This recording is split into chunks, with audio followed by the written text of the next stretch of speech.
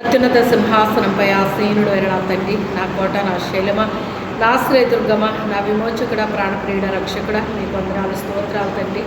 దేవా, మీకే స్తోత్రాలు తండ్రి, వందనాలు ప్రభువా. నా తండ్రి, నా తండ్రి, నా తండ్రి, మీకే స్తోత్రాలు తండ్రి, వందనాలు ప్రభువా. ఇంతవరకు నాయన బిడ్డలు చక్కని గానాలు చేశారు తండ్రి. నాయన ఈ సమయంలో ప్రభువా, నీ దివ్యవాక్యము ద్వారా నాతో, మాతో, అందరితో మీరు మాట్లాడండి.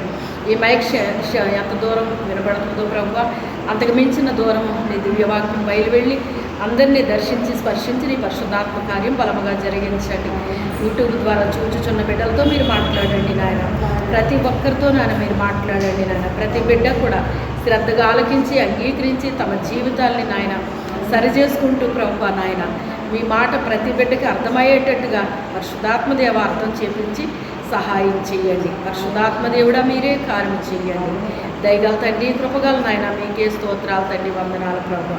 ఆత్మ ప్రభువారు మీకు వందనాలు, స్తోత్రాలు చెల్లించుకుంటున్నాం. నా తండ్రి, నా తండ్రి, మీకే స్తుతులు చెల్లించుకుంటూ ఈ దీనిరాలు మరుగుపరిచి మాట్లాడవలసిందిగా యేసు అతి పరిశుద్ధ నామములో వేడుకొంచున్నాం తండ్రి. వాక్యాన్ని చాలాసార్లు మనం చదివామండి, విన్నాము. అయితే ఈ రాత్రికాల సమయంలో ప్రభు మరి మాట్లాడతారు, శ్రద్ధగా మనం అందరం ఆలకించటమే కాదు కానీ మరి ఆ వాక్యాన్ని మనం ఏం చేయాలండి, మన జీవితాల్లో ఏం చేయాలి, మన జీవితాల్లో అనుసరించి నడవాలి. వినుట మట్టుకు వినేవారుగా ఉంటేనంట మనం అర్థం చూసుకుంటాం కదా. ఎప్పుడు చూసుకుంటామండి? ఎప్పుడు చూసుకుంటారు? కొంతమందికి ఉదయాన్నే లేవగానే చూసుకోవడం అలవాటు ఉంటుంది. కొంతమంది తలదూకునేటప్పుడు ఇలాగ అలవాటు ఉంటుంది. రకరకాల అలవాట్లు ఉంటాయన్నమాట. ఏది ఏమైనప్పటికైనా వినుట మట్టుకు వినేవారుగా ఉండి దాన్ని అనుసరించకపోతే ఎలా ఉంటారంటేనంట, అద్దంలో మన ముఖాన్ని చూసినప్పుడంట మనం బయటికి వెళ్ళి కాసేపటికి మన ముఖం ఎలా ఉందో మనం మర్చిపోతామంట. ఎలా ఉందో మర్చిపోతాం. మనం తలదూకుంటాం, పౌడర్ రాసుకుంటాం, అన్నీ చేస్తాం. బయటికి వెళ్ళిన తర్వాత ఏమైపోతుంది? చెమటలు పట్టేస్తాయి, పౌడర్ అంతా పోద్ది, జుట్టేమో గాలికి ఎగిరిపోద్ది, చెదిరిపోద్ది. ఇన్ని రకాలు జరుగుతాయండి. మనం తిరిగి ఇంటికి వచ్చేటప్పటికి ఎలా వస్తాం? మనం పుష్పించిన పుష్పంలాగా వెళ్ళి వాడిపోయిన పుష్పంలాగా ఇంటికి వస్తాం. అంతేనా కదా? అదన్నమాట. అయితే అదే కనుక మనం వాక్య ప్రకారంగా జీవిస్తేనంట అలా ఉండమంటండి. ఎలా ఉంటాము? ప్రకాశిస్తామంటండి. వాక్య ప్రకారంగా జీవిస్తే ప్రకాశించే బిడ్డలుగా మనం ఉంటామంటండి. అందుకని వాక్యం వెంటనే కాదు, మన జీవితాల్లో దాన్ని ఏం చేద్దాం? అనుసరించడం. ఇక్కడ అంటున్నాడు, అడుగుడి మీకు ఇయ్యబడును అంటే అసలు ఏమడగాలి దేవుణ్ణి?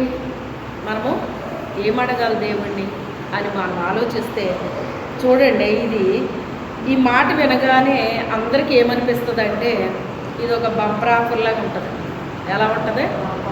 అడగమన్నాడు కదా దేవుడు, అబ్బా ఇంకేంటి నేను అడిగేద్దాం, అది అడిగేద్దాం, ఇది అడిగేద్దాం, ఏదో అడిగేద్దామని చెప్పేసి అనుకుంటారటండి. ఈ వాక్యాన్ని విని ఒక పేద ఇంటి వారు ఇదే వాక్యాన్ని విన్నారటండి. ఒక చిన్న పూరుపాక ఉందంట. ఈ వాక్యాన్ని విని దేవుడు అడగమన్నాడు కదా అని చెప్పి, మీకు తెలుసు చిన్న పూరిపాక ఉందంటే ఏముంటాయా ఇంట్లోని? ఏదో 4 గిన్నె ముంతలు ఉంటాయి, ఏదో చిన్న ట్రంక్ పెట్టి ఉంటుందేమో. ఇప్పుడైతే అన్నీ తీసుకుంటున్నారు అనుకోండి. ఎందుకని? ఎలా వస్తున్నాయి ఇప్పుడు? ఇన్స్టాల్మెంట్ మీద వచ్చేస్తాయి. అది వాక్యంలో ఎప్పుడో ఉందండి. వెల చెల్లించక్కర్లేకుండానే వచ్చేస్తాయని ఉంది ఇందులో వాక్యంలోని. అది ఇప్పుడు నెరవేర్చబడుతుంది అన్నమాట. అయితే ఆ రోజుల్లో ఇలాగ కాదు కనుక ఆమె ఏం చేసిందంటేనంట, దేవుడు అడగమన్నాడు కదా అని చెప్పేసి ఫ్రిడ్జ్ని అడిగిందంట. తినడానికి 4 గిన్నెలు ఏవో ఉన్నాయండి, ఏమీ లేవు. కానీ ఏమడిగింది? ఫ్రిడ్జ్ అడిగింది. ఫ్రిడ్జ్ అడిగేటప్పటికి ఫ్రిడ్జ్లో ఏం పెడతారు? ఎవరైనా సరే ఫ్రిడ్జ్ కొన్నటప్పుడు ఎందుకు కొన్నామా, ఇది ఏం పెట్టం ఇందులోని అన్నట్టు ఉంటుందండి. కొన్న తర్వాత ఫ్రిడ్జ్ పట్టదు. ఇంకా అది అవసరమైంది అందులోకి వెళ్ళిపోతే అనవసరమైంది వెళ్ళిపోతుంది. అది అక్కడ ఖాళీ లేకుండా అయిపోతుంది అన్నమాట అండి. అయితేనే వీళ్ళు ఏదో కూలీ నాలి చేసుకుని బ్రతికి వాళ్ళు అనమాట.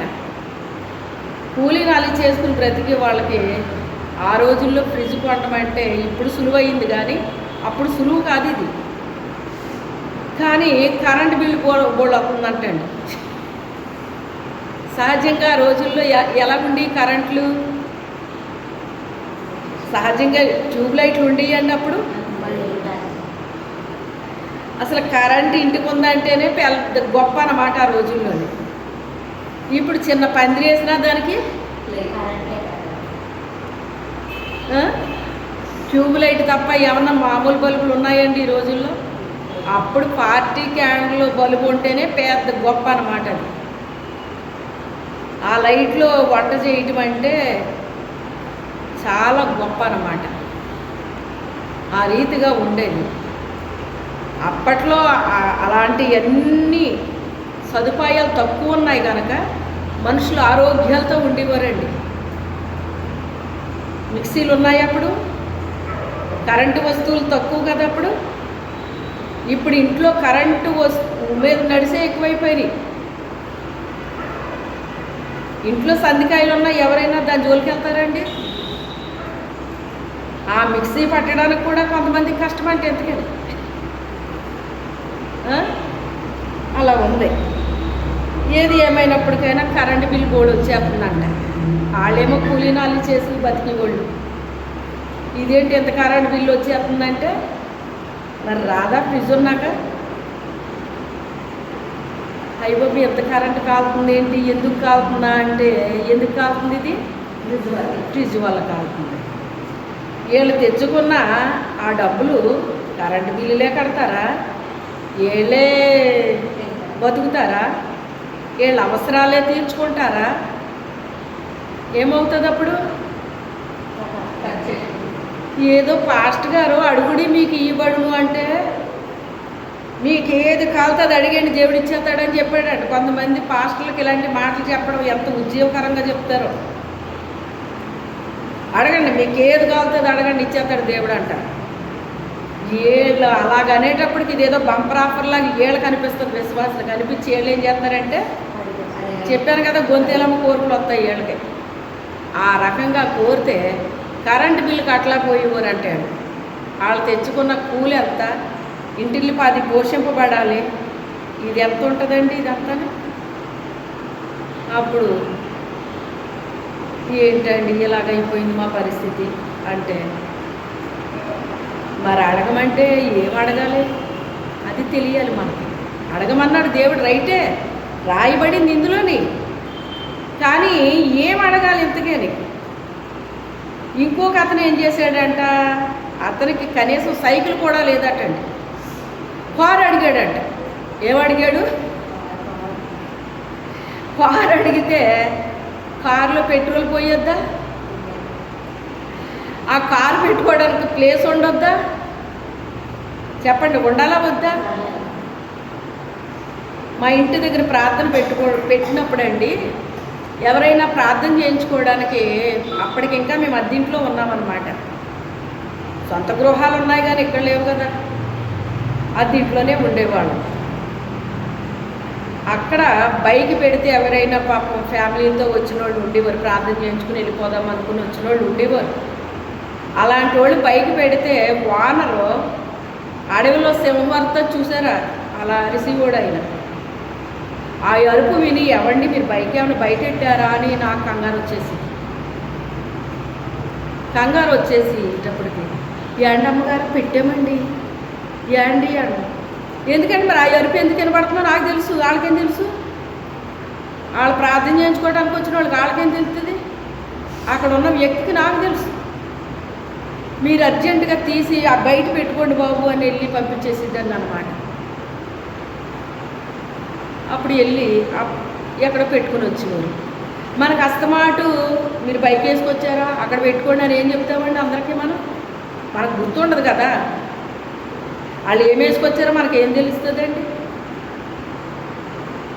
మనం ప్రార్థన పెట్టుకుంటే వాళ్ళకేంటి, ఇంకోటి పెట్టుకుంటే వాళ్ళకేంటి? వాళ్ళకి నిజానికి అది అడ్డేమీ లేదు, ఆ బైకు అడ్డేమీ లేదు. కాకపోతే దుష్టుడు దేవుని కార్యం ఎక్కడైతే జరుగుతుందో అక్కడ ఏం చేస్తాడో బలంగా పనిచేస్తాడు అన్నమాట. ఎలా పనిచేస్తాడో?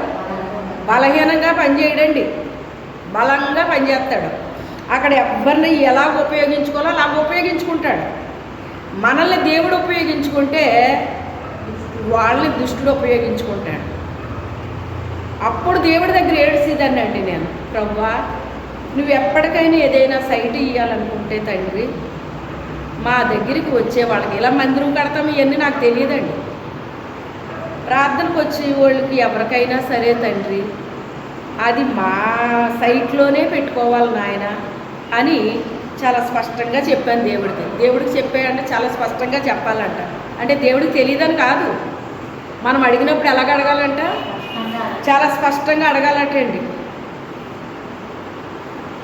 అని ఎంత స్పష్టంగా దేవుడికి చెప్పాను నేను అంటే, అవి నిజంగా మరి పరిశుద్ధాత్ముడే నాతో ఆ ప్రార్థన చేపించాడేమో మరి నాకు తెలియదు అన్నమాట.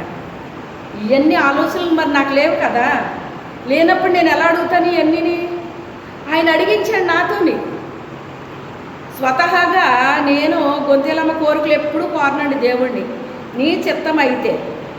నేను అడిగానని ఇచ్చేయొద్దు, దానివల్ల మేలో కీడో నాకు తెలియదు. నేను అడిగానని ఇచ్చేయొద్దు ప్రభు, నీ చిత్తం అయితేనది ఇవ్వండి, లేకపోతే వద్దు ప్రభు అడిగానని ఇచ్చేయకండి అని కూడా మళ్ళీ వెంటనే చెప్తాను దేవుడితో. ఆ అలవాటు నాకు ఉందండి. అప్పుడు ఏమని చెప్పాను అంటే, అది ఏ వాహనమైనా కావచ్చు, అది బండి అవనే, సైకిల్ అవనే, లేకపోతే ఒక వ్యాన్ అవనే, కారు అవనే, ఇంకోటి అవనే, అది ఏ వాహనమైనా సరే అది మా ఆవరణలోనే అది పెట్టుకునేలాగా నాకు ఇవ్వండి. మీరు ఏదైనా ఇవ్వాలనుకుంటేనే ఇవ్వండి అని అడగలేదు, ఇవ్వాలనుకుంటే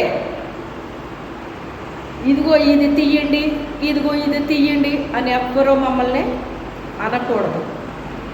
అట్టి రీతిగా మీరు ఇవ్వాలనుకుంటే ఇవ్వండి ప్రభువా అని కన్నీటితో భారంతో దేవుడికి చెప్పుకున్నాను. అడగడం కూడా కాదు, చెప్పుకున్నాను, నా బాధ చెప్పుకున్నాను. అది ఏమన్నా నా ఇంటికి సంబంధించిందా? అది నాకు కానీ నా ఇంటికి సంబంధించిందా? ఎవరికి సంబంధించింది ఇది? అది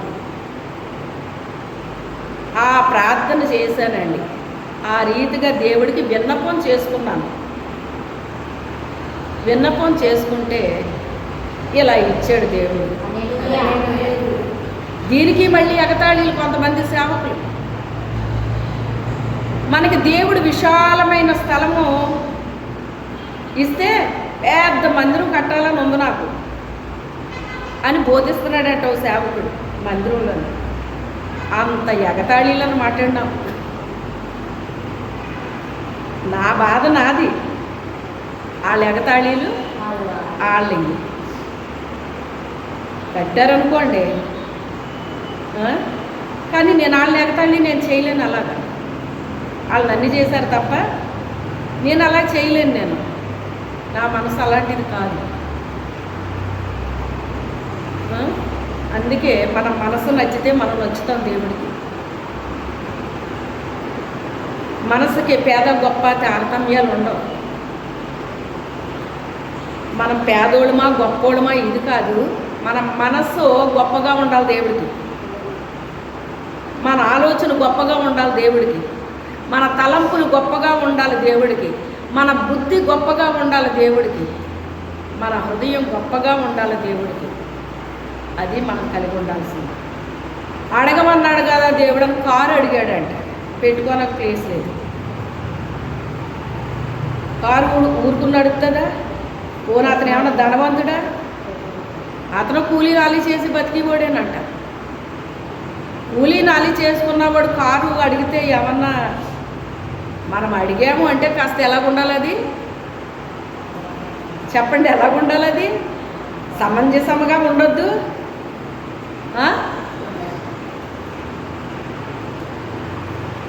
ఇలాగా అడగమన్నాడు కదా అనుకుంటారు తప్ప ఏం అడగమన్నాడు, ఏం అడగాలి ఏంటి అన్నది ఇంకా అది అర్థం ఉండదండి. అడగమన్నాడు అంతే. ఎల్లయ్యని పిలిచి, ఒరే నువ్వు ఎల్లవారం వెళ్ళాలరా రేపు పొద్దున్న అని చెప్తే, ఉదయం లేచి ఒరే నువ్వు ఎల్లవారం వెళ్ళాలని చెప్పాను కదా రాత్రి అంటే, వెళ్ళొచ్చాను అయ్యగారు అన్నాడంట. ఏం చేసావురా అంటే, ఏం చేయలేదండి, మీరు రాత్రి చెప్పారు కదండి ఎల్లవారం వెళ్ళాలని, వెళ్ళొచ్చేసాను అయ్యగారు అన్నాడంట. ఆయన ఏం చెప్పాడు అది చెయ్యాలి కానీ వెళ్ళాలరా అంటే వెళ్ళొచ్చేతమేనండి. కొంతమంది ప్రార్థనలో ఇలా ఉంటాయటండి. ఏం చెప్పాడు దేవుడు, ఏం చేయమన్నాడు, ఎక్కడికి వెళ్ళాలి ఎక్కడికి లేదు, ఏం ఏమీ అర్థం ఉండవండి. స్పష్టత ఉండదు. చాలా నిశ్చితంగా ఆ రోజుల్లో దైవజనులైనా ఎవరైనా కూడా ప్రవక్తలైనా కూడా ప్రవక్తలకు చాలా స్పష్టంగా దేవుడు తెలియపరిస్తే అంత స్పష్టంగా తెలియపరిచిన ముమ్మారు దేవుడిని అడిగితేనే కానీ అడుగు తీసి అడిగేసేవారు కాదు.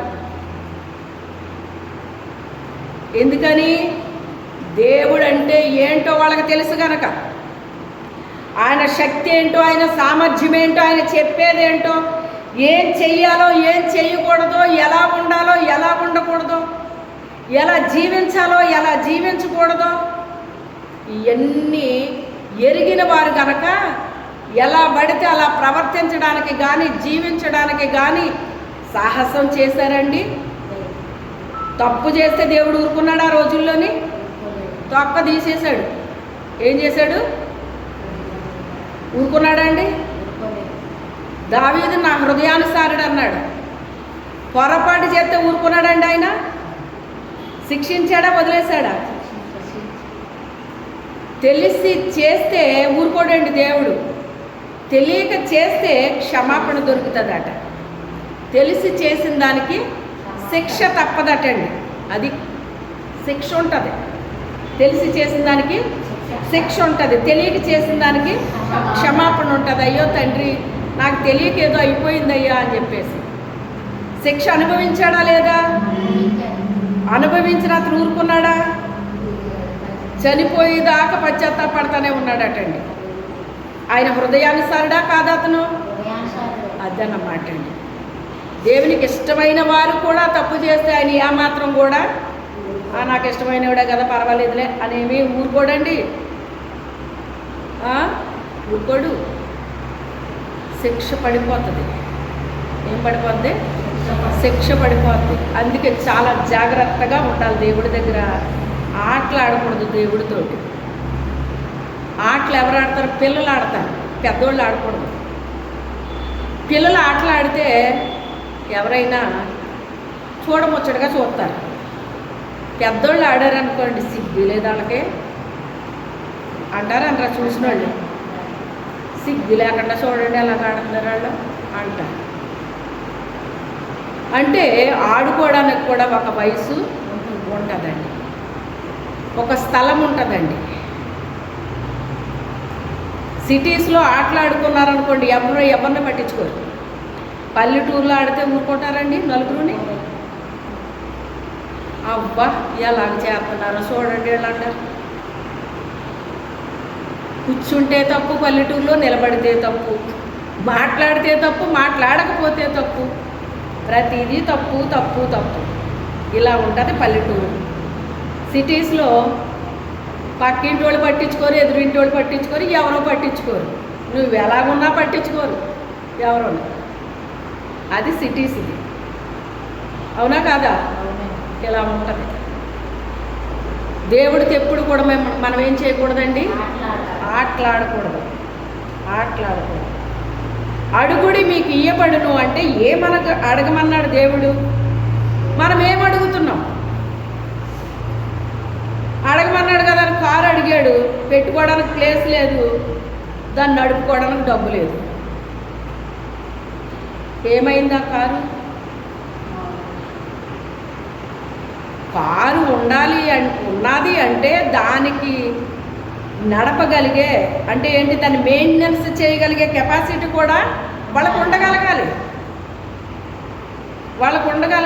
మీకు తెలుసు ప్రసన్న అని ఒక ఆవిడ ఉన్నారు, గోల్డ్ ప్రసన్న అంటారు కదా, విన్నారా? చూసారా?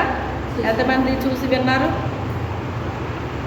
ఆ అమ్మాయి కూడా అలాగే, అమ్మాయి అంటే చిన్నదేం కాదులేండి, ఆ భర్త భార్యలిద్దరికి ఏ గొడవలు వచ్చినాయి, వాళ్ళు కొంతకాలం విడిపోయారు. అంటే విడిపోక ముందు సంగతి అనమాట.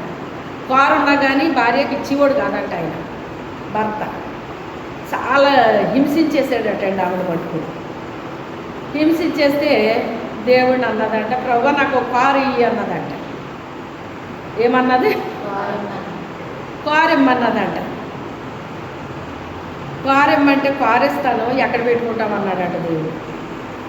ఆవిడ ఉన్నది అది దీంట్లో, కారు పెట్టుకోనకు ప్లేస్ లేదు, కానీ ఏమడిగింది? మరి ఆవిడ దేవుడికి చాలా ఉపయోగకరమైన వ్యక్తి, మంచి సేవ చేసేది ఆవిడ, చాలా ధైర్యవంతురాలు. గోల్డ్ అంటే దేవుడే గోల్డ్ అని పెట్టుకోమన్నాడంట. గోల్డ్ అంటే ధైర్యం, ధైర్యం అని పెట్టుకోమన్నాడంట. అది ఇంటి పేరు అనుకుంటున్నారు, ఇంటి పేరు కాదు, దేవుడు ధైర్యం అని పెట్టుకోమన్నాడు, అది పెట్టుకున్నాను అన్నది. కానీ అంత సేవ చేస్తుంది కదా, నాకు ఇష్టమైన బిడ్డే కదా అని దేవుడు ఊరుకున్నాడు ఆవిడ్ని. ఎక్కడ పెట్టుకుంటావు కారు అన్నాడంట. ఎక్కడ పెట్టుకోవాలి అంటే, నీకు కారు పెట్టుకోనకు ప్లేస్ లేదు కానీ నువ్వు కారు కావాలా నీకు అన్నాడంట దేవుడు. ఎక్కడ పెట్టుకుంటాను అన్నాడంట. అంటే భూ సంబంధించింది అడిగితేనే అది పెట్టుకోవడానికి నీకు ప్లేస్ లేదు కానీ నువ్వు కారు ఎలా అడుగుతున్నావు అన్నాడా లేదా దేవుడు? ఆ తర్వాత కారు ఇచ్చాడండి ఆవిడకి. మానేలేదు, దేవుడు ఇచ్చాడు. ఎప్పుడు ఇచ్చి ఉంటాడో? కారు పెట్టుకోవడానికి ప్లేస్ ఉన్న ఇంటికి వెళ్ళాక ఇచ్చి ఉంటాడు బహుశా.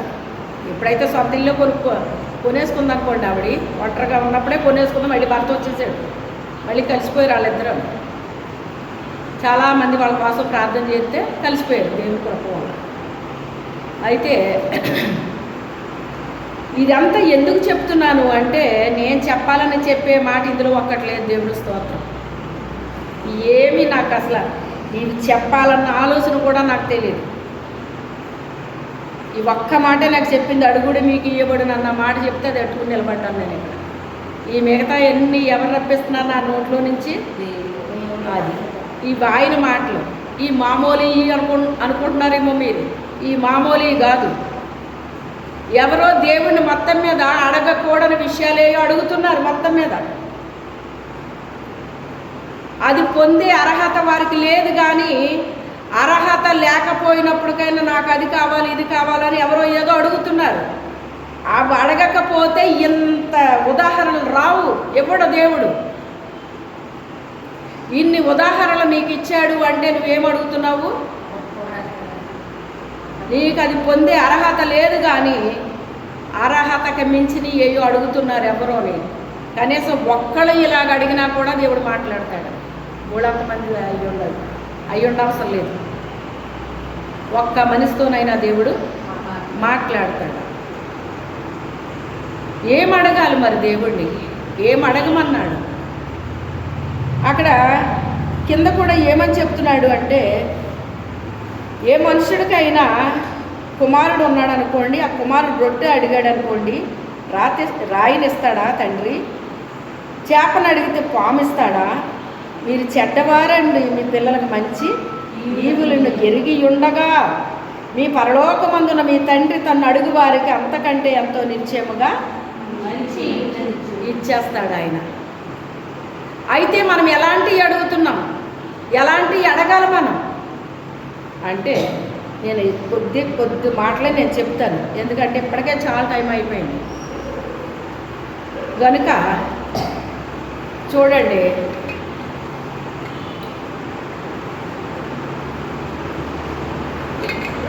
ఒక ఆయన రాజుగారు ఉన్నారు. ఆయన టైం అయిపోతుంది అంటే, పదవి ఇంతకాలం అని ఉంటుంది కదా, అది అయిపోతుంది. మరి నా తర్వాత ఎవరు ప్రభువా రాజుగారి ఎవరిని కూర్చోబెడతాం, ఈ రాజ్య పాలన ఎవరు చెయ్యాలి నాయన అని చెప్పేసి అడిగాడు. ఆయన అడగక ముందు ఆయన ఆలోచించుకుంటున్నాడు. ఏం చేస్తున్నాడు? ఆలోచించుకుంటే సహజంగా ఏమనుకున్నాడంటే, పెద్ద కొడుకుని కూర్చోబెడదామా అనుకున్నాడు. తన తర్వాత ఎవరిని కూర్చోబెడదాం అనుకున్నాడు? పెద్ద కొడుకుని కూర్చోబెడదాం అనుకున్నాడు. అప్పుడు దేవుడు అన్నాడు కదా, పెద్ద కొడుకు కాదు పలానోడు కావాలి నాకు అన్నాడు. ఆయన కొడుకే, ఆయన కూడా అంటే మొదట స్థానం ఎవరికి ఇస్తారు అంటే పెద్ద కొడుకుకి ఇస్తారు మనుషులు. కానీ దేవుడికి ఏమి నచ్చాలన్నాను? ఆయనకి పెద్దోడు చిన్నోడు కాదు కావాల్సింది, వాడి హృదయం నచ్చాలి ఆయనకి. ఆ హృదయం ఎవరిది నచ్చింది? తన చిన్న కొడుకుది నచ్చింది. చిన్న కొడుకుది నచ్చి వాడిని వీడు కావాలి నాకు రాజుగాని అన్నాడు ఆయన. ఏంటి పెద్దోడిని చేద్దాం అనుకుంటే చిన్నోడిని అడుగుతున్నాడు ఏంటినా? ఏది ఏమైనప్పటికైనా దేవునికి ఇష్టం ఏదైందో అదే చేయటం మంచిది మనం అని మరి దేవుడు ముందే చెప్పాడు కదండి, వీడు నా హృదయానుసారుడని. అంటే దేవుడు హృదయంలో ఉన్నది నెరవేర్చే వ్యక్తి అని చెప్పేసుకున్నాడు కదా దేవుడు ముందేని. అందుకని దేవుడి ఇష్టం, ఆయన ఎవరిని కోరుకుంటే వాళ్ళని ఇచ్చేద్దాము అనుకున్నాడు ఆయన.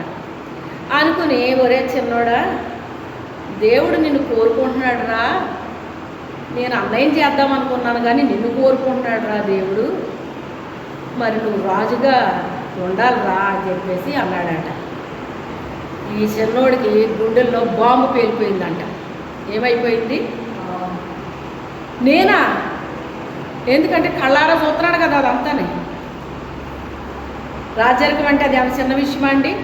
రాజ్యభారం అంటే అది ఏమైనా చిన్న విషయమా అండి?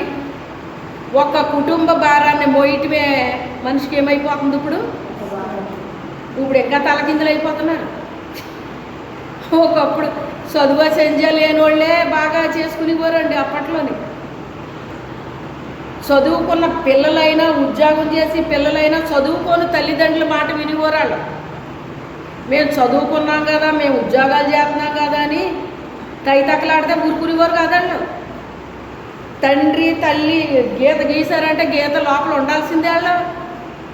నేను ఇలా ఉద్యోగం చేస్తున్నాను, నేను చదివేశాను, నేను ఏదో చేస్తున్నానంటే వాళ్ళు ఊరుకునేవారు కాదు.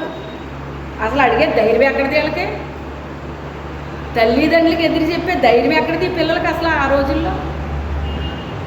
అంటే ధైర్యం లేదని కాదు, కానీ తల్లిదండ్రులు అంటే గౌరవం, అది వాళ్ళ మీద ఉండేటువంటి గౌరవం, రెస్పెక్ట్ అలాగుండేది వాళ్ళకి. అందుకే వాళ్ళకి ఏనాడు ఎదురు చెప్పడాలు అనేటువంటివి ఉండేవి కాదండి, ఉండేవి కాదు. అందుకే కుటుంబాన్ని చాలా బాగా నడిపించేవారు వాళ్ళు.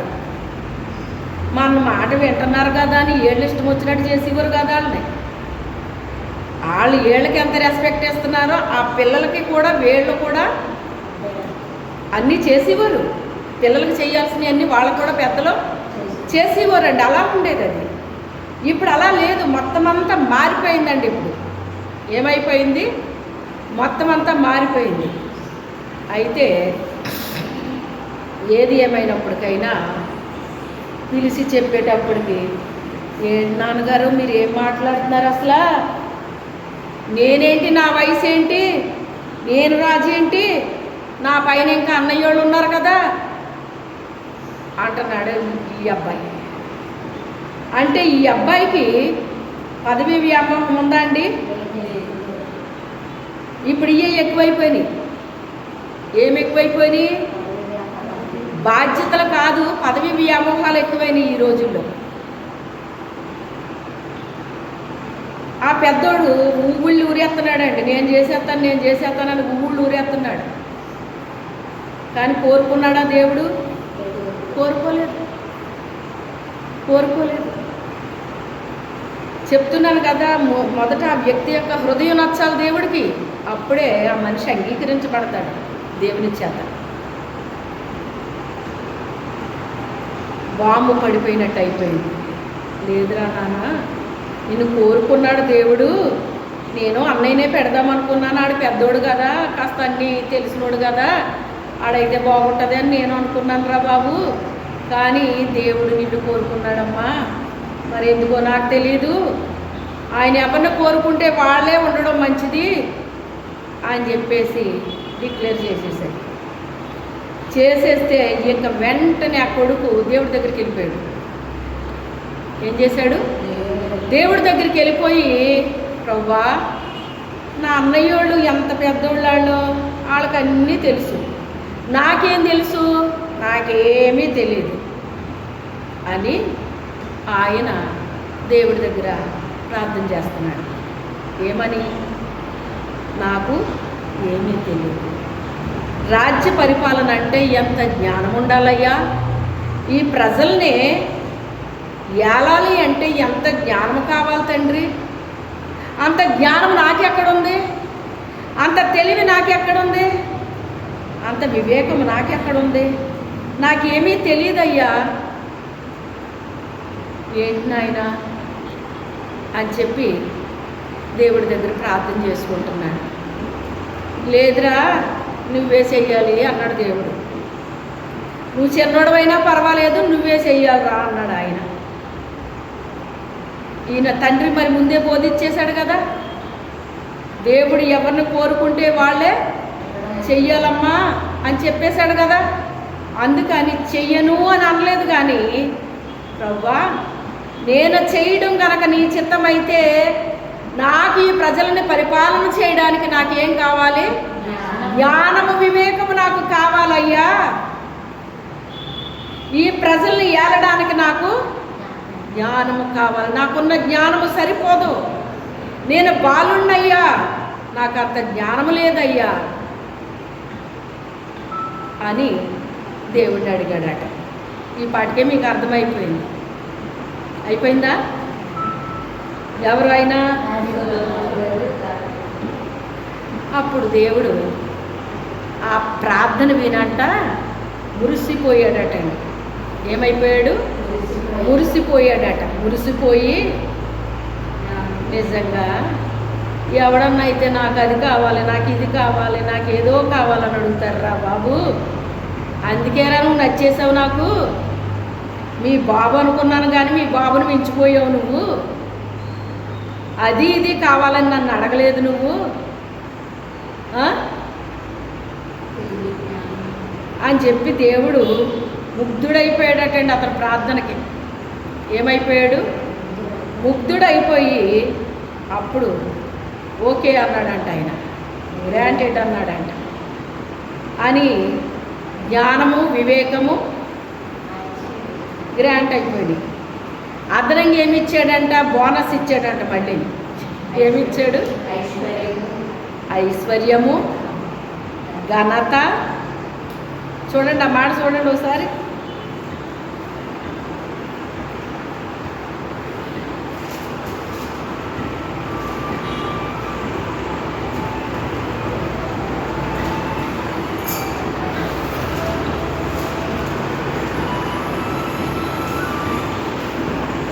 ఫోన్లు ఆపేయండి అమ్మా, ఫోన్లు పెట్టకూడదు.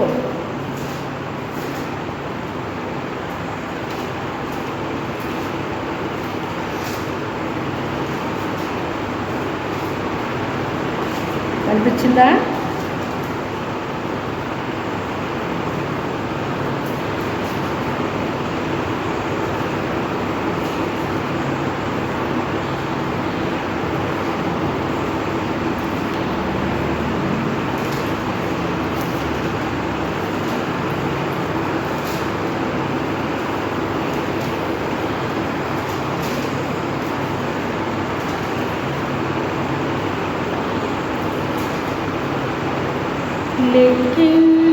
లెక్కించలేని స్తోత్రము దేవా ఎల్లప్పుడూ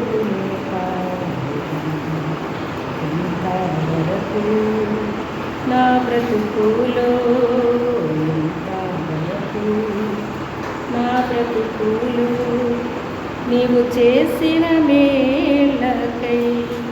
3వ అధ్యాయం రాజులు రాసిన మొదటి గ్రంథము 3వ అధ్యాయం 11వ వచనం. దేవుడు అతనికి ఎలాగో సెలవిచ్చేది, దీర్ఘాయువునైనను ఐశ్వర్యమునైనను నీ శత్రుల ప్రాణమునైనను అడుగక న్యాయములను గ్రహించుటకు వివేకము అనుగ్రహించుమని నీవు అడిగితివి. నీవు ఎలాగున అడుగునందున నీ మనవి ఆలకించుచున్నాను. బుద్ధి వివేకములు గల హృదయము నీకు ఇచ్చుచున్నాను. 2 మాటలు చెప్పాడు అక్కడ. బుద్ధి వివేకము కలిగిన హృదయాన్ని ఇస్తున్నాను అని చెప్పాడు. పూర్వీకులలో నీ వంటి వాడు ఒకడును లేడు, ఇక మీదట నీ వంటి వాడును ఉండడు. మరియు నీవు ఐశ్వర్యమును ఘనతను ఇమ్మని అడగకపోయినను నేను వాటిని నీకు ఇచ్చుచున్నాను. అందువలన నీ దినములన్నిటను రాజులలో నీ వంటి వాడు ఒకడైనను ఉన్నాడు.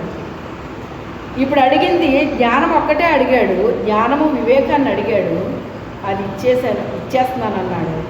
నువ్వు అడగకపోయినా కూడా నేను ఏమిస్తున్నాను అన్నాడు ఆయన. ఐశ్వర్యము ఘనత కూడా నీకు ఇస్తున్నానని చెప్పాడండి ఆయన. ఇచ్చాడా లేదా? ఇచ్చాడు కదా. అంటే ఇప్పుడు మీకేమర్థమైంది? అడిగేది ఎలాంటిది అడిగాడు ఆయన? నిజంగా అసలు నేనేంటి, రాజునేంటి, బాబోయ్ నాన్నగారు మీరు అంటే మీ మాట కాదంటానా, నేను అలాగే ఉంటానండి అన్న మాట అన్నాడండి ఆయన. అసలు ఆ ఆలోచన కానీ ఆ తలంపు కానీ అతనికి ఉన్నాయండి? చెప్పండి, ఉన్నాయా? లేవు. లేవు. కానీ దేవునికి ఉన్నాయి. ఎవరికి ఉన్నాయి? దేవునికి ఉన్నాయి. దేవునికి ఉన్నాయి కనుక అతని ప్రార్థన కూడా ఎలా చేశాడండి? దేవునికి అంగీకారమైన ప్రార్థన చేశాడు. అతను దేవునికి అంగీకారమైన ప్రార్థన చేశాడు. అందుకే అతను వంటి వాడు ఎవరో లేడు అన్నాడు. అతని కంటే గొప్పవాడు ఎవరు అని చెప్పాడంటే దేవుడు క్రొత్త నిబంధనలో సొలొమోను కంటే జ్ఞానవంతుడు అని ఎవరి గురించి చెప్పబడింది? యేసు ప్రభు గురించి చెప్పబడింది. అంటే ఎంత గొప్పవాడిగా సొలొమోను చేశాడో మీరు ఆలోచన చెయ్యండి. ఏదైనా అతని దగ్గరికి తగు వస్తేనంట, న్యాయం తీర్చమని వస్తేనంట అంత చక్కగా అతను చేశాడటండి. అతని దగ్గరికి నీతి న్యాయాల కోసం చూసుకుంటేనంట అసలు ఎలా చేస్తాడా రాజుది అని అతని దగ్గర ఉన్న వారందరూ కూడా అలాగా ముక్త కంఠంతో ఎదురు చూస్తుంటేనంట అంత సులువుగా చెప్పేశాడటండి. ఎవరిచ్చిన జ్ఞానం ఇది? దేవుడిచ్చిన జ్ఞానం అలా ఉంటుంది. దేవుడిచ్చిన జ్ఞానము అలా ఉంటుంది. మనుషుల జ్ఞానం వేరండి. నేను ఎప్పుడూ చెప్తూ ఉంటాను మీకు. మనుషులు జ్ఞానం ఉంటుంది, దెయ్యాల జ్ఞానం ఉంటుంది, ప్రకృతి జ్ఞానం ఉంటుంది, దైవ జ్ఞానం ఉంటుంది. అతను ఎంత విలువైంది అడిగాడండి. అతను నేను ఒక రాజుగా పరిపాలన చెయ్యాలంటే నాకేం కావాలని అర్థమైంది అతనికి. చూసారా? అంటే దీన్ని బట్టి అతను దేవునికి ఎంత భయపడుతున్నాడో మనకు అర్థమవుతుంది. అతను దేవునికి ఎంత భయపడుతున్నాడో మనకు అర్థమవుతుంది. అందుకే దావీదు గారు రాస్తూ అంటాడు, భయము నొంది పాపము చేయకుడి. పాపము చెయ్యాలి అంటే మీకేముండాలని చెప్తున్నాడు ఆయన? భయం ఉండాలి.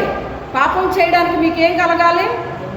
భయం ఉండాలి. మీకు భయం ఉంటే మీరు పాపము చెయ్యరు. పాపము చేసేవాడు దేవుని యొక్క బీజము కాదు. దేవుని బీజము పాపము చేస్తుందా? మనము దేవుని విత్తనం అయితే పాపం చేస్తామా? పాపము చేయడానికి అలాంటి పరిస్థితులు వస్తే ఏముంటుందంట? భయం ఉంటుందటండి. భయం లేని కోడి ఎక్కడెట్టిందంట? అది ఎవరు మేపిన కోడి వాళ్ళ ఇంట్లోనే పెట్టాలి గుడ్డి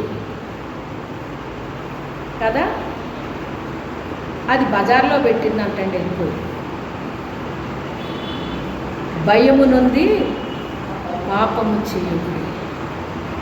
దేవుడంటే భయం ఉన్న వ్యక్తి పాపము చేయడానికి ఏమైపోతారంట? భయపడిపోతారటండి. భయపడిపోతారట. పాపము చేయడానికి భయము లేదు అంటే దేవుని భయం ఉందా ఆ వ్యక్తికి? దేవుడు అంటే భయం ఉన్న వ్యక్తి పాపము చేయాలంటే అది అసాధ్యం. యోసేపు పాపము చేయాల్సిన పరిస్థితులు వచ్చినప్పుడు ఏం చేశాడు? పారిపోయాడు. పారిపోయినందుకు నిందేసేశారు మీద. అది నిజము కాదు, నిందది. కానీ నిందైనా మోయడానికి ఇష్టపడ్డాడు, కానీ పాపం చేయడానికి ఇష్టపడ్డా? ఆ దేశం కూడా కోడై కూసిందంట ఆయన విషయంలో. కానీ అతను పాపము చేయలేదన్న విషయం అతనికి, దేవుడికి తప్ప ఇంకెవరికి తెలియదు. హల్లెలూయా. పైన దేవుడు చూస్తున్నాడు, కానీ కింద అతనికి మాత్రమే తెలుసు. అతను చెప్పినా నమ్మేవాళ్ళు ఎవరూ లేరు అక్కడ. అందుకే ఒంటరిగా అతను ఏం చేస్తున్నాడు? రోధిస్తున్నాడు. నన్ను నువ్వు చూస్తున్నావు, నీకు తెలిస్తే చాలు. వీళ్ళ నమ్మితే నాకేంటి, వీళ్ళ నమ్మకపోతే నాకేంటి, నేనేంటో నీకు తెలుసు, చాలు ప్రభువా. ఇది ఇక్కడ నా పక్షాన ఒకళ్ళు కూడా లేరు మాట్లాడడానికి, అయినా పర్వాలేదు,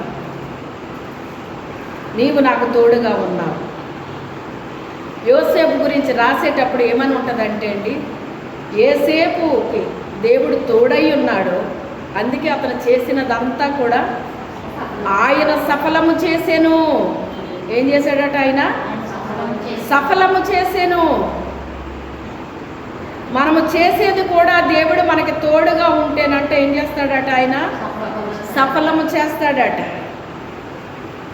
అతని కష్ట సమయాల్లో కూడా దేవుడు అతనికి తోడుగా ఉండి అతను చేసేది ప్రతీదీ కూడా ఏం చేశాడట? దేవుడు సఫలము చేశాడట అండి. సఫలము చేశాడట. పారిపోయాడు, నింద అనుభవించాడు. అది నిందని అతనికి తెలుసు, దేవుడికి తెలుసు. అతన్ని ఎందుకు ఎన్నుకున్నాడో, ఏర్పాటు చేసుకున్నాడో, అతని యొక్క యథార్థత అతను విడిచిపెట్టకుండా తన పరిశుద్ధతని తను కాపాడుకున్నాడో, తన ఘటమును తను కాపాడుకుంటేనంట పరిశుద్ధుడు ఏం చేస్తాడట? తన ఘటాన్ని అతను కాపాడుకుంటాడటండి. తన ఘటమును తను కాపాడుకోవాలని ఎరిగి ఉండుటయే దేవుని యొక్క చిత్తమై ఉన్నది. ఘటము అనగా మన శరీరము. మన శరీరాన్ని మనం కాపాడుకోవాలని ఎరిగి ఉండడమే దేవుని యొక్క చిత్తమై ఉన్నదంటండి. మన ఘటాన్ని, మన శరీరాన్ని మనం ఎందుకు కాపాడుకోవాలి అంటే, అది కొరింథీయులకి పౌలు గారు రాస్తున్నాడు, నీ యొక్క దేహము దేవునికి ఆలయమని మీరు ఎరుగారా అంటున్నాడు. ఆ కొరింథీయులంట వ్యభిచారము విచ్చలవిడిగా చేస్తున్నారటండి. ఓ పక్కన దేవుని మందిరానికి వచ్చేస్తున్నారట, ఆరాధించేస్తున్నారట, అన్నీ చేసేస్తున్నారట. కానీ శరీరాలను ఏం చేసుకుంటున్నారు? పాడు చేసేసుకుంటున్నారట. అంటే దాని అర్థం ఏంటి? వాళ్ళ ఘటాలు వాళ్ళు ఏం చేసుకోవట్లేదు, వాళ్ళ శరీరాలను వాళ్ళు కాపాడుకోవట్లేదు. అది కాపాడుకోవాలని వాళ్ళకి అర్థం కావట్లేదు. అందుకే ఆయనకు పిచ్చి కోపం వచ్చి ఆయన అంటాడు కదా, ఓ కొరింథీయులారా, మీ దేహాలంటే ఏంటో మీకు అర్థమవుతున్నాయా? మీ దేహము దేవునికి ఆలయం అని మీరు ఎరుగరా? మీకు తెలీదా? మీలో ఆయన నివసిస్తాడని మీకు తెలీదా? మీరే ఒక దేవాలయాలని మీకు తెలీదా? మీలో ఆయన ఆత్మ నివసిస్తుందని మీకు తెలీదా? ఎందుకు మీరు ఇలా చేస్తున్నారు? దేవునికి మందిరాలుగా ఉండాల్సిన మీరు ఎందుకు మీ శరీరాలని ఆ రీతిగా మీరు ఉపయోగిస్తున్నారు? మీ శరీరాలు ఇచ్చింది దేవుడు ఎందుకో తెలుసా?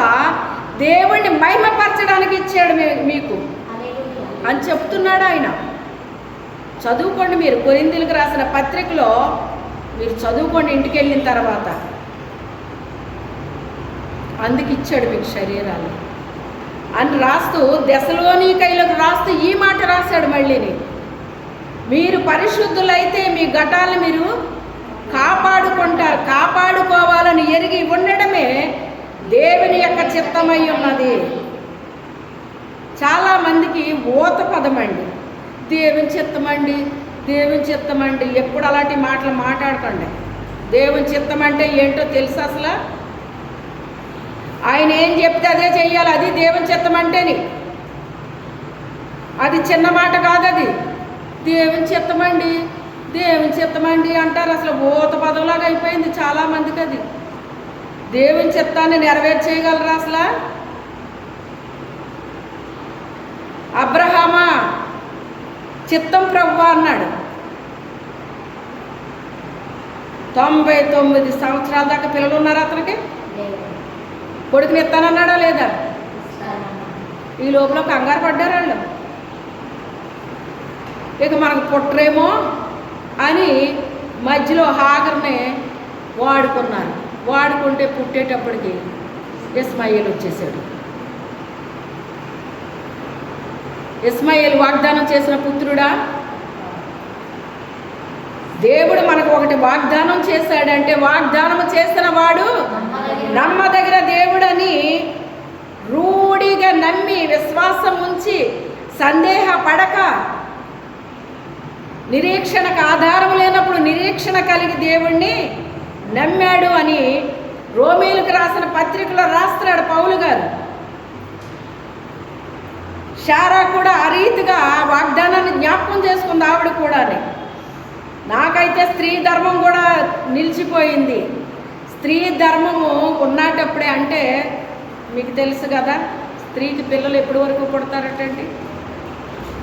ఆమెకి ఆ డేట్స్ వస్తాయి కదా నెల నెలకేనే, అవి వచ్చేంత వరకే పిల్లలు పుట్టే అవకాశం ఉంటుందంట. అవి ఎప్పుడైతే ఆగిపోయినాయో అందుకే మాట్లాడాడు. నేను సర్వశక్తి కలిగిన దేవుణ్ణి, నాకు అసాధ్యమైనది ఏదైనా కలదా? స్త్రీ ధర్మం తప్పిపోతే నేను ఇవ్వలేనా పిల్లల్ని? ఆ మాట చెప్తున్నాడు. నాకు అసాధ్యమైనది ఏదైనా కలదా? సైన్స్ చెప్తుంది అది ఆగిపోయినప్పుడు ఇంక పిల్లలు పుట్టరని సైన్స్ చెప్తుంది. సైన్స్ తప్పు కాదు, అది కరెక్టే. కానీ దేవునికి అది సాధ్యము. దేవునికి సాధ్యము. కొన్ని మన జీవితాల్లో కూడా అసాధ్యాలు ఉంటాయి, కానీ దేవునికి అది సాధ్యము. అది దేవునికి మాత్రమే సాధ్యము. ఆ మాట వాళ్ళిద్దరూ నమ్మిన తర్వాత గర్భం దాల్చడానికి ఆమె ఏం పొందుకుందంట? శక్తిని పొందింది. అప్పటి వరకు శక్తి లేదు.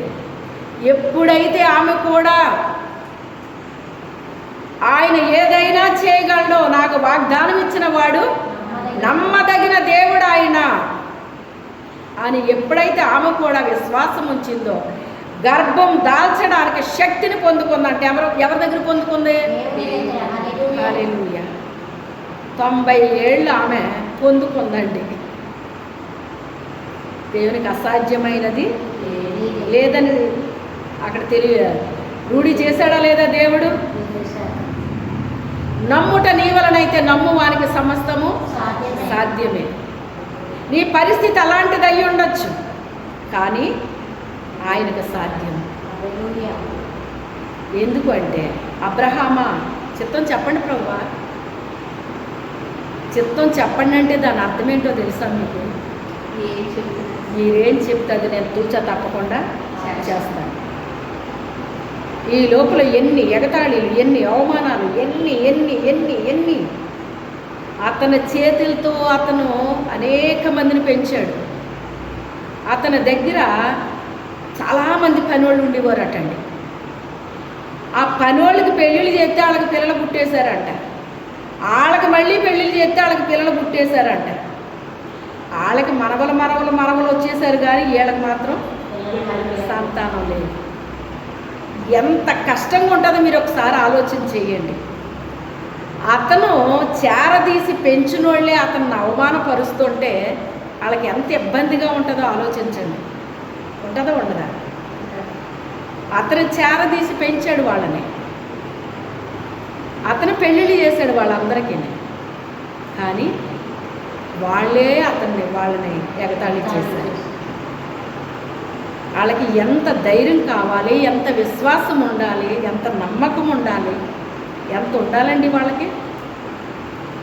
మా చేతులతో మేము శారదీసి వాళ్ళకి పెళ్ళిళ్ళు చేస్తే వాళ్ళ పిల్లలకి అందరికీ పిల్లల పుట్టేస్తుంటే ఏంటి ప్రభువా నువ్వేం చెప్తుంది మేము చేసాము, కానీ మాకు ఇలా చేసావేంటి అని ఏ రోజునైనా దేవుణ్ణి నిలదీశారండి వాళ్ళు? దేవుడు అంటే ఏంటో తెలిసిన వాళ్ళు నిలదీయరండి ఆయన్ని. నేనండి దేవుణ్ణి కడిగేస్తానండి అంటారండి కొంతమంది, అందరూ కాదులండి. నిలబెట్టేస్తానండి దేవుణ్ణి. అలాగా దేవుడు అనుకుంటున్నావా, మనిషి అనుకుంటున్నావా? అసలు నువ్వేంటి, నీ బతుకేంటి? దేవుడిని నిలబెట్టేస్తావా? దేవుడిని అలా నిలబెట్టేస్తానండి నేను అన్నది దేవుడు ఇవ్వకపోతేనండి నేను మోకాళ్ళు ఎత్తి లెగనండి. ఇంకా నువ్వు ఇచ్చేదాకా నేను లెగనని చెప్తానండి దేవుడితో. కొట్టుదలండి నాకు ఎక్కువ. నీకు కావలసింది పొందుకోవడానికి నువ్వు మోకాళ్ళు వేస్తున్నావు తప్ప ఆత్మల రక్షణ కోసం ఎప్పుడన్నా మోకాళ్ళు వేసారా? నువ్వేం చెప్తా చేస్తాను ప్రభు అని మోకాళ్ళు వేసారండి? వాటికి అయ్యరు. వీళ్ళు ఏది అడిగితే అది చెయ్యాలి దేవుడు. అప్పుడు ఏమవుతాడో తెలుసా? దేవుడిని చేయలేదు. నువ్వు దేవుడిని ఒక పనివాళ్ళలాగా వాడుకుందాం అనుకుంటున్నావు. నువ్వు దేవుడిని దేవుడిగా ఆరాధించాలి కానీ దేవుడు పనోడు కాదండి. మనకి దేవుడికి మనమ సర్వెంటా, ఆయన మనకు సర్వెంటా? నేను చెప్పింది చెయ్యాల్సిందే దేవుడు. చెయ్యకపోతే నేను అసలు ఊరుకోను. ఏం మాట్లాడుతున్నాం? అసలు ఏం మాట్లాడుతున్నారు అర్థమవుతుందా ఎవరికన్నా? దేవుడి మీద చెయ్యాల్సిన ఇయ్య పెత్తనాలు. చిత్తము ప్రభు అన్నాడు ఆయన. మీరు చెప్పండి, నేను చేస్తాను. మీరు చెప్పడమే నాకు. అంటే దేవునికి ఎంత తలంచాడంటే అతని కింద చాలా పనులు ఉన్నారు. కానీ ఇతను దేవుడికి ఎలా పనిచేస్తున్నాడు? ఒక పనివాడి వల్లే మాట్లాడుతున్నాడు అక్కడ. మీరు చెప్పండి. నేను ఒక పనివాడికి ఇది చెయ్యి అంటే వాడు చేస్తాడు, కానీ మీ దగ్గర కాదు. మీరు నాకు యజమాని, మీరు నాకు యజమాని.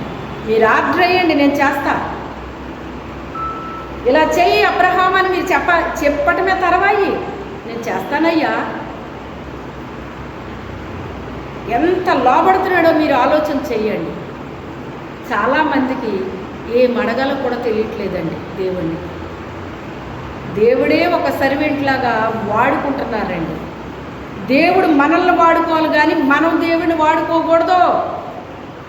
ఇది చాలామందికి అర్థం కావట్లేదు. ఆయనేమో పనోడు, మనమేమో యజమానుల్లాగా ప్రవర్తిస్తున్నారు చాలామంది. అలాగ ప్రార్థనలు చేస్తున్నారు చాలామంది. అలాంటి ప్రార్థనలు చేయకూడదండి. అందుకే చిత్తము అనే మాట త్వరగా వాడకూడదు. ప్రభు ఏది చెప్తే అది నువ్వు చేసే స్థితిలో నువ్వు ఉంటేనే నువ్వేం మాట్లాడాలి? చిత్తం ప్రభువా చెప్పండి అనే మాట మాట్లాడాలి. దేవుని చిత్తమండి అని గోత పదవులాగా ఎప్పుడు పలకకూడదు. దాన్ని అలా మాట్లాడకూడదు. ఈజీగా మాట్లాడకూడదు. నువ్వు ఎవరి సమక్షంలో ఉన్నావో కూడా ఏం చేయాలంటే మనం అంటే దీని అర్థం ఏంటో తెలుసా? ఒళ్ళు దగ్గర పెట్టుకుని ప్రార్థన చేయాలి. మనం స్పృహలో ఉండి ప్రార్థన చేయాలి. కొంతమంది ప్రార్థనాపరులు అని చెప్పుకునేవారు అలా నిద్రాత ప్రార్థన చేస్తారండి. వాళ్ళు ఏం ప్రార్థన చేస్తారో వాళ్ళకి తెలియదు. ఓ మాట పలుకుతూ ఉంటారు, నిద్రపోతూ ఉంటారు. ఓ మాట పలుకుతూ ఉంటారు, నిద్రపోతూ ఉంటారు. ముందేం పలికారో తెలియదు, వెనకాల ఏం పలికారో తెలియదు, తర్వాత ఏం పలుకుతారో తెలియదు. ఎందుకని? ఎందులో ఉన్నారు వాళ్ళు? నిద్రమత్తులో ఉన్నారు.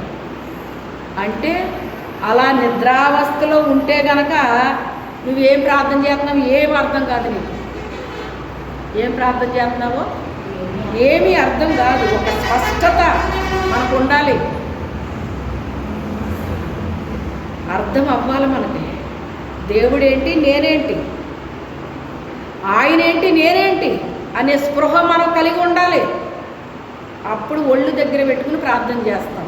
అంటే దీని అర్థం ఏం చేస్తున్నామో, ఏం చెయ్యాలో ఆ రీతిగా ఎలా పడితే నీవు దేవుని దగ్గరికి వెళ్ళినప్పుడు అలా ఆలోచనగా ఏం చేయకూడదట, అనాలోచనగా పలుకకూడదు. ఏది పడితే అది పలికేయకూడదట అండి దేవుడి దగ్గర. కొంతమంది ఏం ప్రార్థన చేస్తారంటే నిష్ఠూరం మాటలు దేవుడి దగ్గర. ఏంటో నీ సేవ చేస్తున్నాం కానీ ఏంటో మా పరిస్థితి ఎలా ఉంది, మరి నిన్ను అంత కష్టపడి ఎవ్వరూ చేయమని చెప్పరు దేవుడు. అంత బాధతో చేయమని ఎప్పుడు చెప్పడం. మనం ఏదన్నా చేస్తే ఎలా చేయాలంట, ఇష్టపూర్వకంగా చేయాలి దేవుని పని. ఎప్పుడూ కష్టంతో చేయకూడదు. దేవుడు ఏమన్నా మనకు టార్చర్ పెట్టేస్తాడా చేయమని? ఇష్టం ఉంటేనే దేవుని పని చేయాలి, ఇష్టం లేకపోతే మానేయటమే. చెప్పాను, మొన్నే చెప్పాను మీకు. దేవుడు నాకు పెట్టిన పరీక్షలన్నిటిలో కూడా పాస్ అయ్యానంట.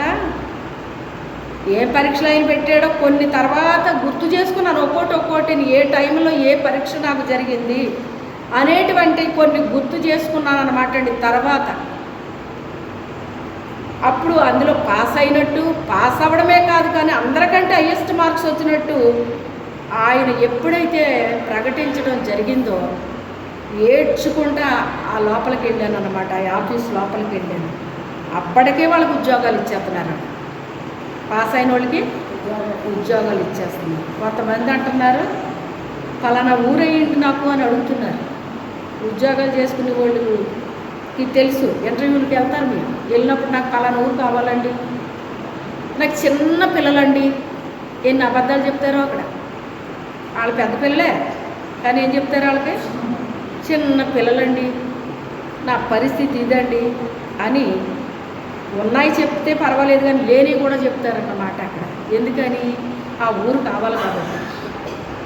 ఆ ఊరు అలాగే అడుగుతున్నారు ఇది కూడా. అంటే వాళ్ళు సేవ ఎక్కడ చేస్తారంట, వాళ్ళకి అనుకూలమైన ఊరిలో చేస్తారంట. అంత కష్టపడి చెయ్యొద్దమ్మా మీరు ఆయన చెప్తున్నాడు. మీకు ఇష్టమైతే చెయ్యండి, లేకపోతే మానేయండి. ఇష్టమైతే జాయిన్ అవ్వండి, లేకపోతే మొత్తానికి మానేయండి. ఎక్కడ వేసిన వాళ్ళు అక్కడే చేయాలి. ఈ పోస్టులు మార్చబడవి అని ఖచ్చితంగా చెప్పేశాడు ఆయన. చెప్పేస్తే నేను అనుకుంటున్నాను వాళ్ళకి అంత ఖచ్చితంగా చెప్తే ఇంక నాకు చెప్పినట్టే కదా. వాళ్ళకి చెప్తే ఒకటి, నాకు చెప్తే ఒకటినా అని నాకెక్కడేస్తారో ఏంటో అనుకునేటడికి ఎక్కడ వేశారు, సిటీలో వేసారు తీసుకెళ్ళి కదా. అన్ని వసతులు ఉన్న చోట అలాగే వేశారు. ఈ ఊరు వచ్చి మందిరం కట్టేటప్పటికి అసలు ఇక్కడ ఊరు ఉందా అన్నట్టు ఉండేది. అవునా కదండి? మీరు వచ్చేటప్పటికి ఎలా ఉండేది, కనపడ్డదా ఊరు? ఇప్పుడు ఎలాగుంది? ఒక ఆవిడ సాక్ష్యం చెప్పింది, ఒక 30% నైట్కి వచ్చి ఇక్కడ ఆవిడ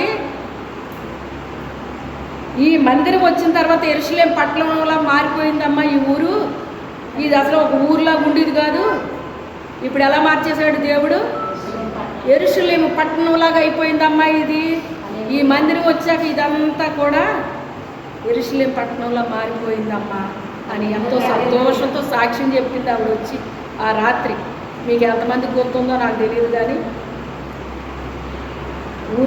ఊర్లా కనిపించిందండి మీకు అప్పట్లోని. ఇప్పుడు ఎలా కనబడుతుంది చూసారా? మా ఇంటికి వచ్చిన వాళ్ళు అనేవారు ఏమీ దొరకవు ఇక్కడ, ఏమీ దొరకవు ఇక్కడ, ఎలాగనుకో ఎలా ఉంటున్నా, ఇక్కడ ఏమీ లేవు, ఇక్కడ ఏమీ లేవు. వాళ్ళకి ఎలాగ ఉండాలంటే కుడివైపుని ఓకొట్టు, ఎడమవైపు ఓకొట్టు, ముందు ఒకటి ఉండాలి, వెనకాల ఒకటి ఉండాలి, చుట్టూ ఉండాలి వాళ్ళకి.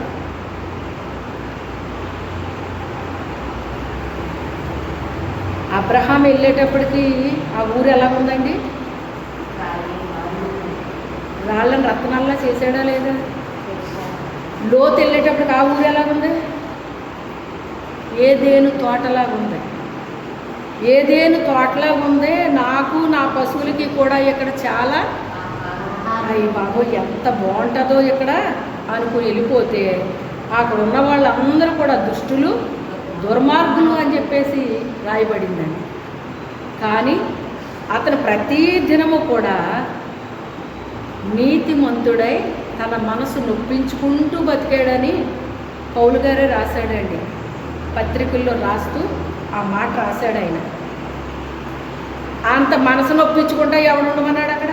దేవుడు ఏమైనా వెళ్ళమన్నాడు అక్కడికి? పోని ప్రవ్వ వెళ్ళనా అక్కడికని ఏమన్నా అడిగాడా?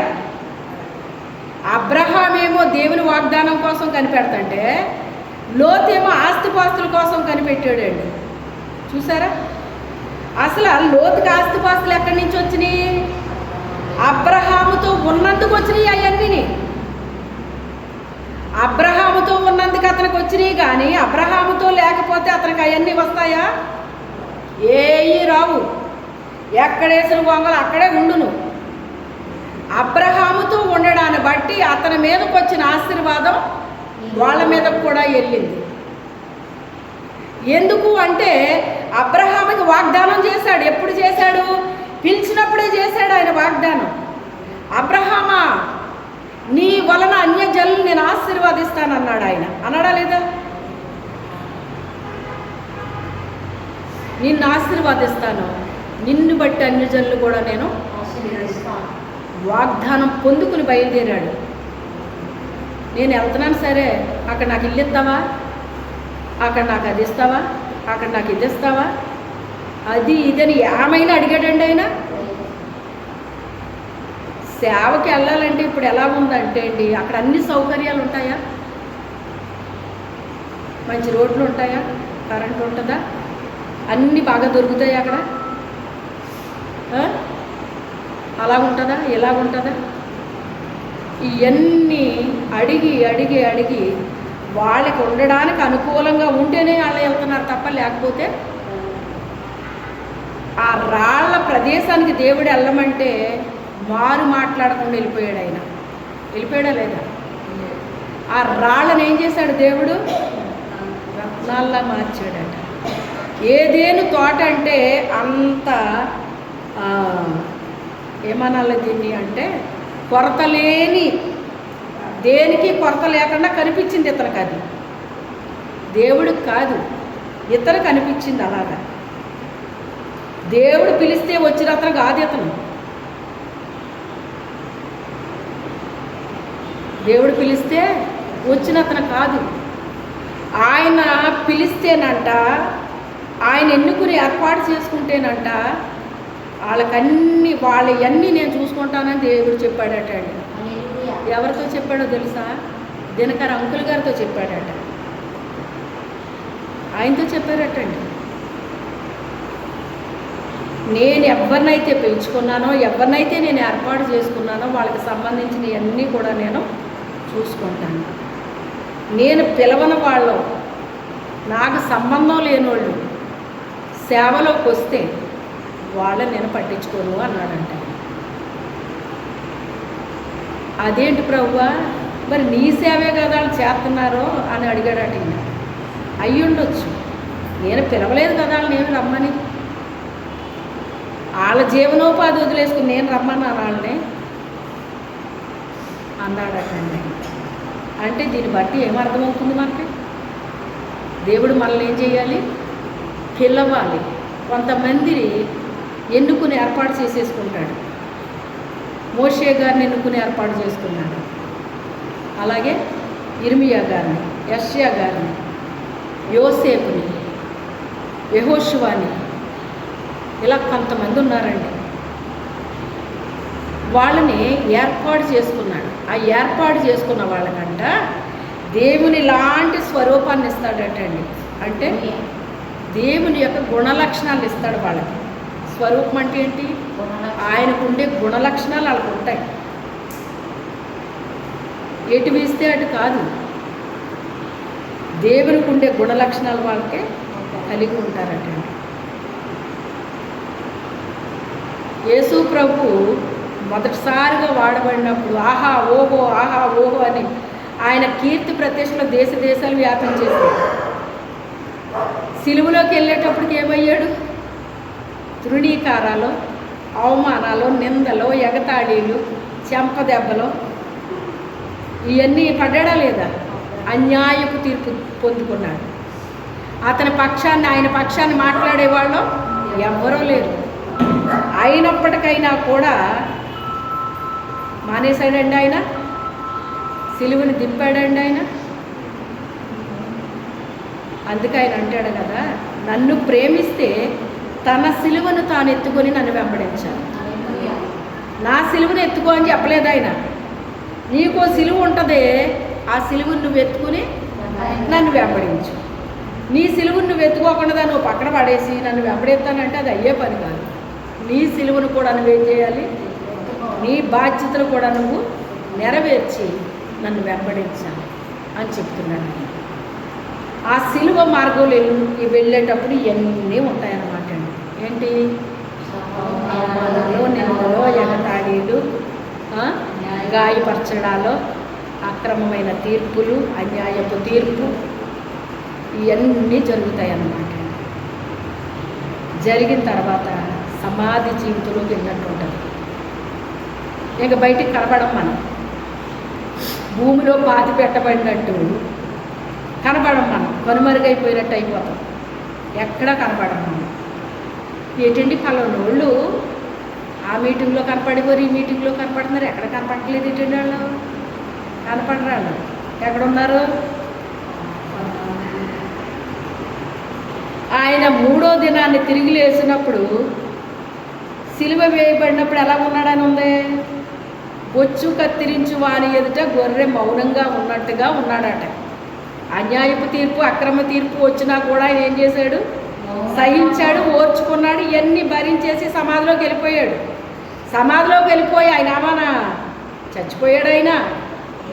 ఆయన ఆత్మని తండ్రి చేతికి అప్పగించుకున్నాడు. ఆ ఆత్మ రూపంలో ఎక్కడికి వెళ్ళాడట? పాతాళానికి వెళ్ళాడట. వీళ్ళందరికీ కూడా రక్షణ లేదు కదా అనేసి పూర్వీకులందరినీ కూడా బంధించి ఉంచాడట సాతాను.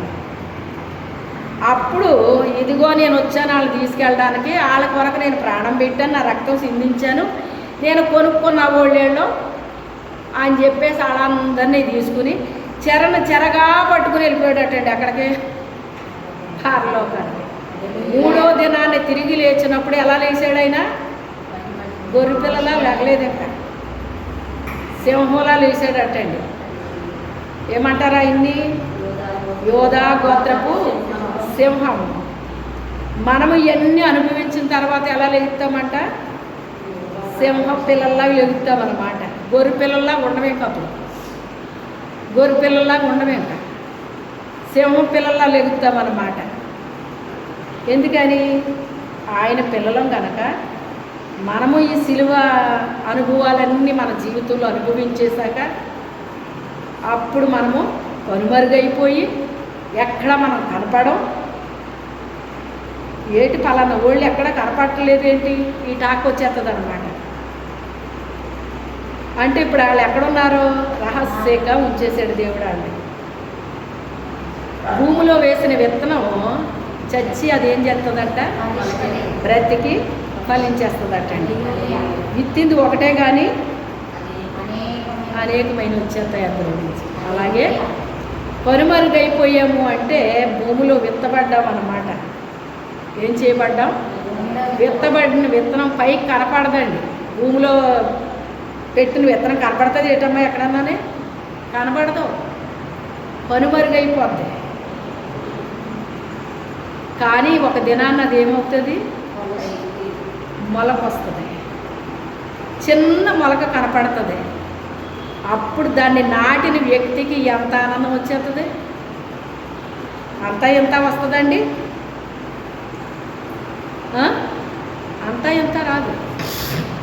అమ్మో నేను నాటిన విత్తనము ఏమైపోయిందో, చచ్చిపోయిందేమో అనుకున్నాను, కానీ ఇది చచ్చిపోలేదు, ఇది బ్రతికింది. బ్రతికింది కనుక ఇది ఏమొచ్చింది? మొలకొచ్చింది. ఇక వాళ్ళ ఆనందానికి అవధులు ఉండవు.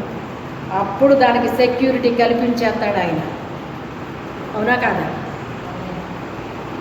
ఇక దేన్నైనా దాని మీద వాళ్ళనిస్తాడా? ఇంకా ఏగ వాళ్ళనెవరు అంటారు చూసారా, అలా చేస్తాడనమాట ఆయన. సెక్యూరిటీని ఇస్తాడు, ఇచ్చి ప్రతి దాని నుంచి కాపాడతాడనమాట ఆయన.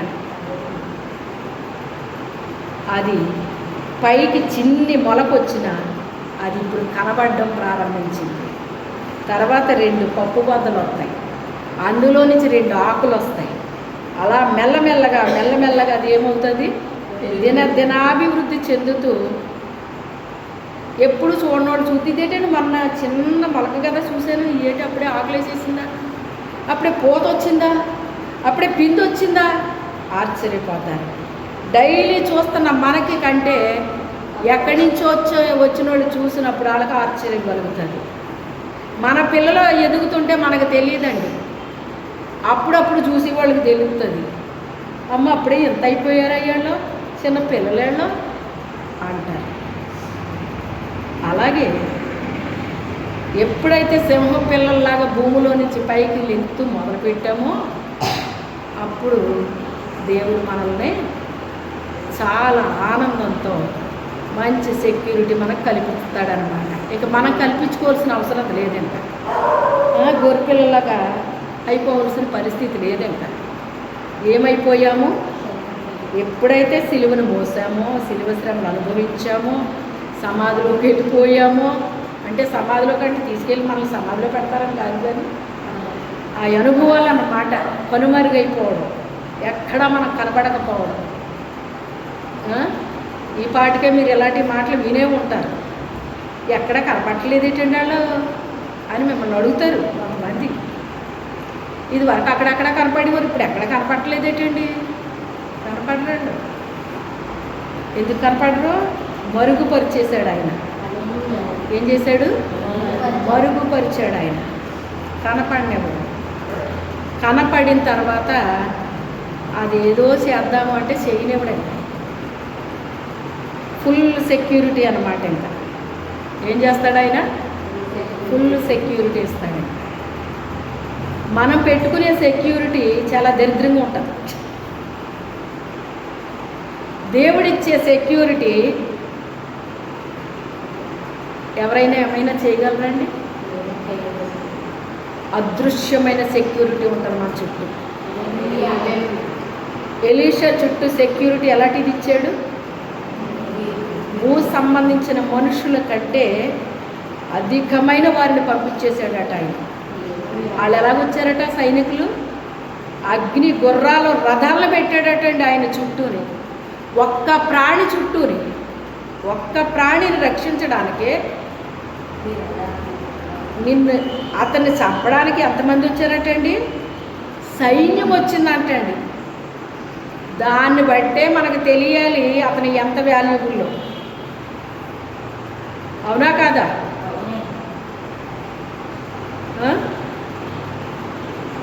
అంతమందిని పంపితే దేవుడు ఎంతమందిని పంపించాడు? పరలోక సైన్య సమూహాన్ని దింపేశాడట ఆయన. హల్లెలూయా! ఎంత సెక్యూరిటీని ఇచ్చాడు ఆయన. ఏ హాని అపాయమైనా కలగనిచ్చాడా దేవుడు అతనికి? ఒక్కడున్నాడు. ఆ ఒక్కడున్నాడు. ఈ ఒక్కడి విశ్వాసం ఎలా ఉంది? పక్కనున్న వాడి విశ్వాసం ఎలా ఉంది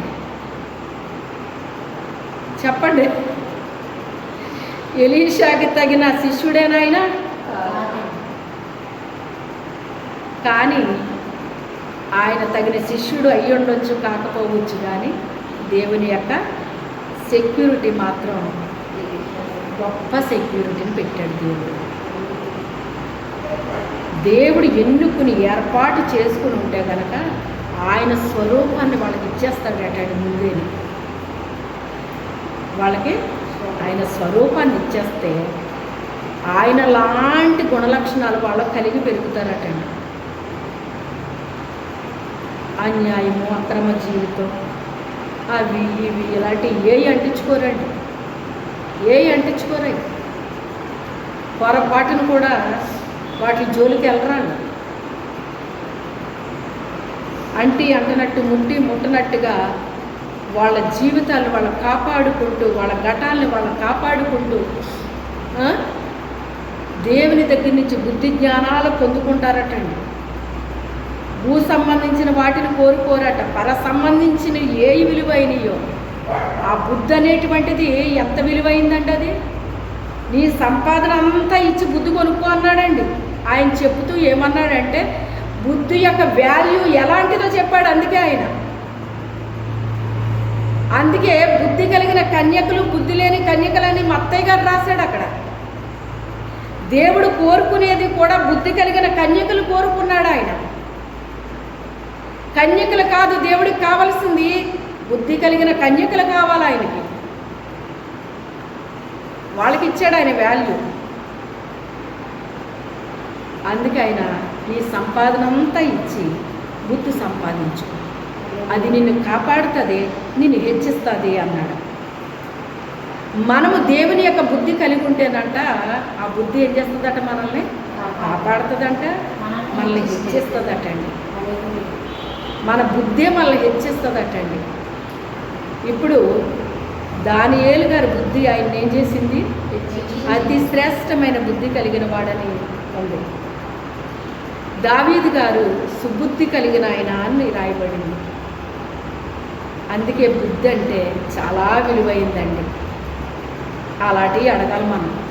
ఏం అడగాలి? అయ్యా నాకు జ్ఞానం ఇయ్యయ్యా, నాకు మంచి బుద్ధిని తండ్రి, నాకు సహాయం చెయ్యయ్యా అని చెప్పేసి మనం ఏం చేయాలి? అదే అడగాలండి. పిచ్చి కదండి మనం అడగడం. లోక సంబంధమైనయే, ఎంతసేపు లోక సంబంధమైనవి ఇవే అడుగుతారు తప్ప మన ఆధ్యాత్మిక జీవితానికి సంబంధించింది ఏది విలువైందో అది అడగలేకపోతున్నాను. అది తెలియట్లేదు. ప్రార్థన చేసుకుందాం. బాగుంది. మీలో ప్రేరేపించబడిన వారు ఒక ప్రార్థన